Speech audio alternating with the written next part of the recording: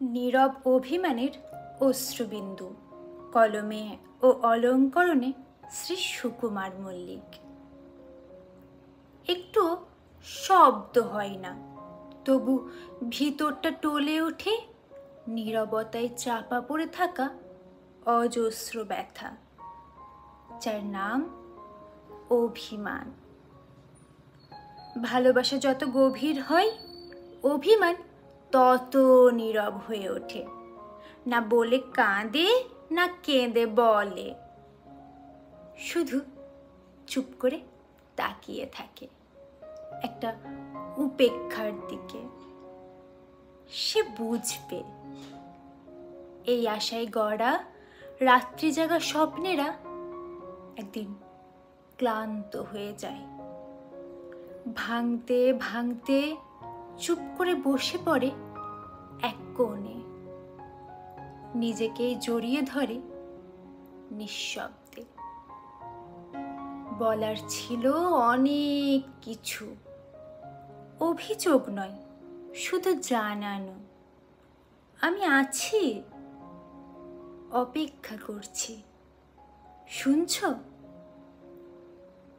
কিন্তু যখন কান থাকে, শ্রবণ থাকে না, তখন ভাষা শুকিয়ে যায়, কথাটা রিক্ত হয়ে পড়ে, চোখই হয়ে ওঠে একমাত্র দরজা, যেখানে জল জমে বৃষ্টি হয় না।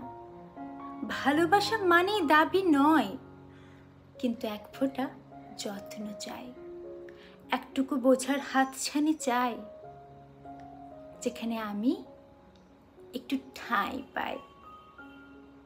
কিন্তু সে যখন আর খোঁজ রাখে না, তখন ভালোবাসাও ভরসা হারায়। অভিমানগুলো নিঃশব্দে জেগে ওঠে হৃদয়ের নির্জন খামে চিঠির মতো, যা কেউ কোনো দিন পড়ে না।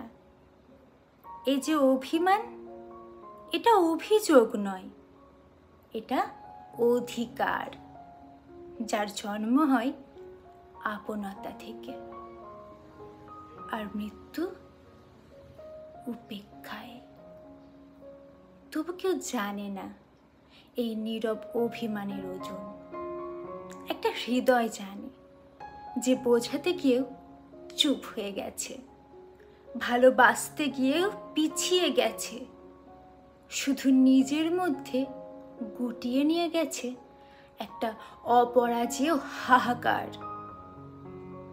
এই কবিতাটিও ঠিক সেই রকম, যার প্রতিটি পংক্তি নীরব, তবু ব্যথায় গলগল করে, যার শব্দেরা চিৎকার করে না, তবু শোনালেই কাঁদিয়ে ফেলে। নমস্কার।